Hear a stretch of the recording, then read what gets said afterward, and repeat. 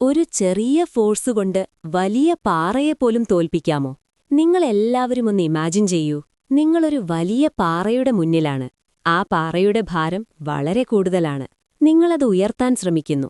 നിങ്ങൾ മുഴുവൻ ശക്തിയും ഉപയോഗിക്കുന്നു. പക്ഷേ പാറ ഒട്ടും ചലിക്കുന്നില്ല. അപ്പോൾ ഒരു വയസ്സായ തൊഴിലാളി നിങ്ങളുടെ അടുത്തു വരുന്നു. അവനൊരു നീളമുള്ള ക്രോബാർ എടുത്ത് പാറയുടെ താഴെ വയ്ക്കുന്നു. അവൻ അല്പം എഫേർട്ട് മാത്രം അപ്ലൈ ചെയ്യുന്നു. അപ്പോൾ എന്താണ് സംഭവിക്കുന്നത്? അതേ പാറ ഇപ്പോൾ മുകളിലേക്കുയരുന്നു. ഇപ്പോ നിങ്ങളോടൊരു ചോദ്യം. ഇത് മാജിക് ആണോ? അല്ല, ഇത് ഫിസിക്സ് ആണ്. ഇതാണ് മെക്കാനിക്കൽ അഡ്വാൻറ്റേജ്. 4500 വർഷങ്ങൾക്ക് മുൻപ് മനുഷ്യർ പിരമിഡുകൾ എങ്ങനെ പണിതു?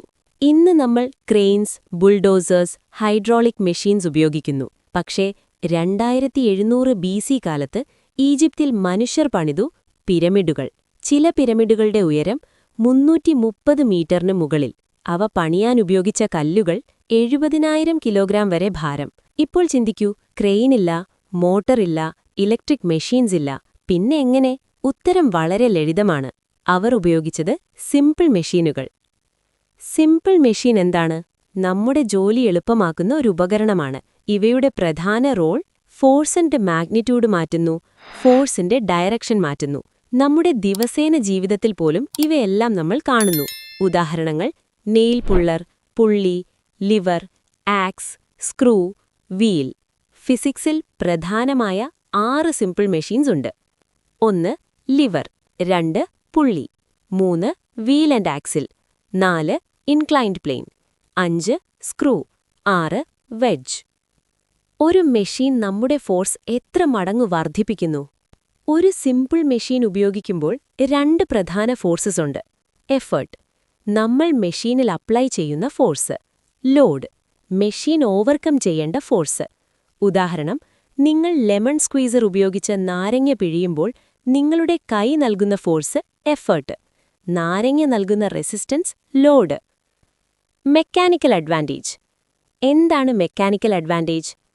ഒരു മെഷീൻ നമ്മുടെ ഫോഴ്സ് എത്ര തവണ വർദ്ധിപ്പിക്കുന്നു എന്ന് പറയുന്നതാണ് mechanical advantage. MA = load by effort. ഇത് ലോഡും എഫേർട്ടും തമ്മിലുള്ള റേഷ്യോ ആണ്. ഉദാഹരണം: എഫേർട്ട് = 40 ന്യൂട്ടൺ, മെക്കാനിക്കൽ അഡ്വാൻറ്റേജ് = 3. അപ്പോൾ ലോഡ് = 120 ന്യൂട്ടൺ. അഥവാ മെഷീൻ ഫോഴ്സ് 3 മടങ്ങ് വർദ്ധിപ്പിച്ചു. മെക്കാനിക്കൽ അഡ്വാൻറ്റേജ് യൂണിറ്റ് ഇല്ലാത്ത റേഷ്യോ ആണ്. ഒരു റോഡ് കൊണ്ട് എങ്ങനെ ഒരു വലിയ കല്ലുയർത്താം? ഇതാണ് ലിവർ. ലിവർ എന്നത് ഒരു റിജിഡ് റോഡാണ്. അതൊരു ഫിക്സഡ് പോയിന്റിനെ ചുറ്റി റൊട്ടേറ്റ് ചെയ്യും. ആ പോയിന്റാണ് ഫുൾക്രം. ലിവറിൽ 3 ഭാഗങ്ങൾ: ഫുൾക്രം, എഫേർട്ട്, ലോഡ്. ആർക്കിമിഡീസ് പറഞ്ഞത്, "give me a lever long enough and a place to stand, I will move the earth." Lever balance ആകുമ്പോൾ എന്താണ് നടക്കുന്നത്? ലിവർ ഇക്വിലിബ്രിയത്തിലായിരിക്കുമ്പോൾ ഫോളോ ചെയ്യുന്ന rule: load into load arm equals effort into effort arm. ഇത് principle of lever. ഇവിടെ load arm ലോഡിൽ നിന്ന് fulcrum വരെ ഡിസ്റ്റൻസ്, എഫേർട്ട് ആം എഫേർട്ടിൽ നിന്ന് ഫുൾക്രം വരെ distance. Mechanical advantage of lever: MA = effort arm by load arm. ഒരു ഒബ്ജക്റ്റിന്റെ മുഴുവൻ വെയിറ്റും എവിടെയാണ് ആക്ട് ചെയ്യുന്നത്? ഒരു മീറ്റർ സ്കെയിൽ ഒരു പോയിന്റിൽ ബാലൻസ് ചെയ്യും. ആ പോയിന്റാണ് സെന്റർ ഓഫ് ഗ്രാവിറ്റി.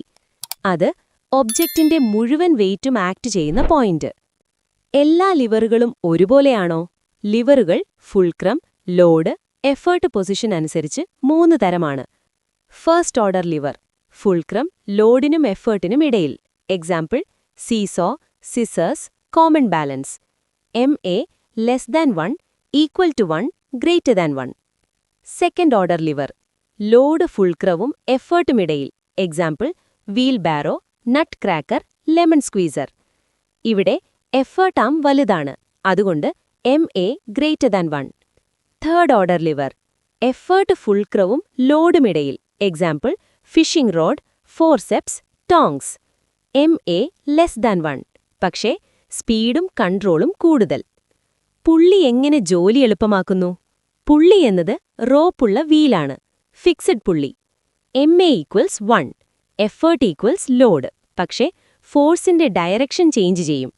മൂവബിൾ പുള്ളി: MA = 2, എഫേർട്ട് = ലോഡ് ബൈ 2, പക്ഷേ ഡിസ്റ്റൻസ് ഡബിൾ ആകും.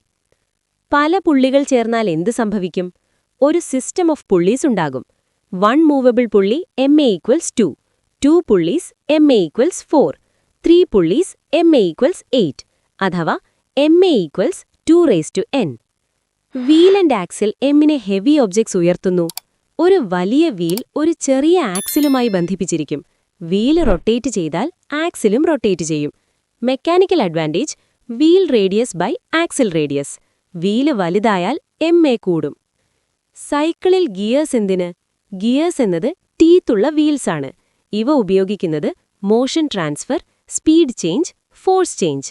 Large gear to small gear speed increase, small gear to large gear force increase. മലകളിൽ എന്തിന് വളഞ്ഞ റോഡുകൾ? ഇതാണ് inclined plain.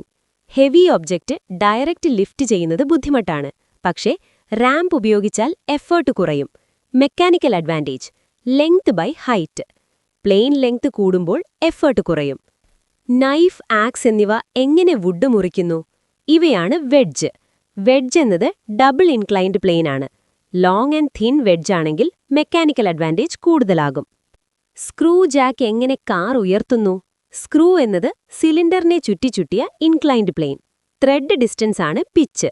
Mechanical advantage length of thread by pitch. അവസാനം ഒരു വലിയ സത്യം. സിമ്പിൾ മെഷീനുകൾ ഫോഴ്സ് വർദ്ധിപ്പിക്കും, ഡയറക്ഷൻ മാറ്റും, ജോലി എളുപ്പമാക്കും. പക്ഷേ വർക്ക് കുറയ്ക്കില്ല. Work equals F×S.